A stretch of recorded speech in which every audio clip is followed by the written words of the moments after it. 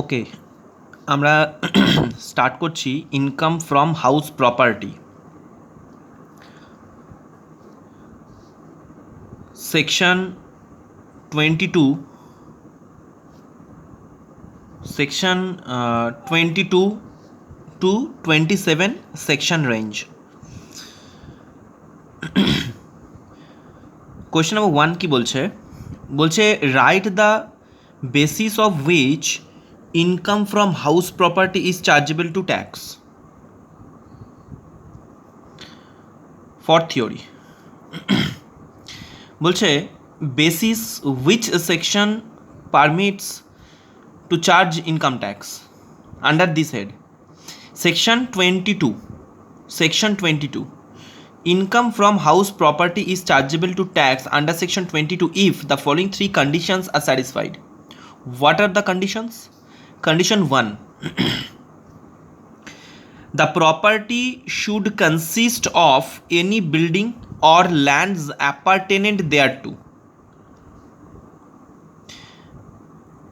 এর মানে কি না, যে প্রপার্টিটা আছে the property should consist of any building. আচ্ছা, তার মানে হাউস প্রপার্টি হতে গেলে এখানে বিল্ডিং থাকতে হবে, অর ল্যান্ডস অ্যাপার্টেনেন্ট দেয়ার টু। আর কি হতে পারে না, ওই বিল্ডিংয়ের সাথে ল্যান্ডও অ্যাটাচড থাকতে পারে। Point number 2, the assessee should be owner of the property. এই বিল্ডিং অর অ্যাপার্টেনেন্ট ল্যান্ড যেটা আছে সেই প্রপার্টির ওনার হতে হবে অ্যাসেসিকে। অ্যান্ড পয়েন্ট নাম্বার 3তে কী বলছে? কন্ডিশন নাম্বার 3তে the property should not be used by the owner for the purpose of any business or profession carried on by him, the profits of which are chargeable to income tax. মানে সেই প্রপার্টিটা ওনার use করবে না business or profession carried on by him.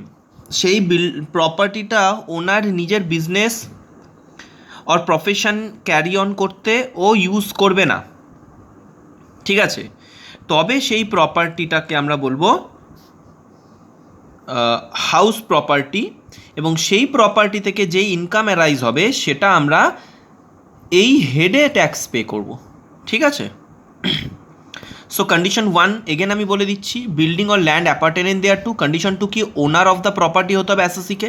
Condition 3 কি, না that property should not be used by the owner for the purpose of his business or his profession. Okay, কেন দেখ, ওর যদি বিজনেস ও প্রফেশন হয় তাহলে সেক্ষেত্রে ওটা পিজিবিপি হেডে চার্জেবল টু ট্যাক্স হয়ে যায়। এরপর কিছু ডেটা বলছি, some important points. The term property is very wide but it is used for a limited purpose under section 22। বলছে কি না, এই যে আমরা প্রপার্টি হাউস প্রপার্টি পড়ছি, প্রপার্টি, তো property is very wide but it is used for a limited purpose under section 22। Then property consisting of any buildings or lands appertainent thereto. Property কী হতে পারে না, land or appurtenant thereto, যেটা আমরা condition number 1 পড়ে এসেছি। Condition number 1এই আমরা point number 2টা কভার করে নিয়েছিলাম। আর এখানে যে পয়েন্ট নাম্বার 1 বলছে ওটা বলছে যে প্রপার্টি যেটা আছে অ্যাকচুয়াল রিয়েল ওয়ার্ল্ডে যদি যাই তো property very wide concept, but section 22তে এর লিমিটেড পারপাসে ইউজ হচ্ছে। Rental income of a vacant plot not appertainent to building is not chargeable to tax under income from house property.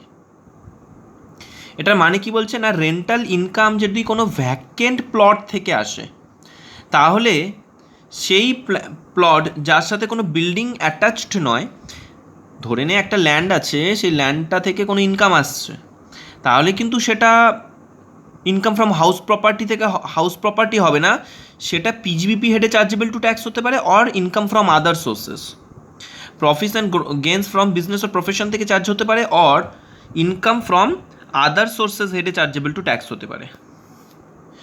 Point number 4, there is no such definition of building in income tax act 1961।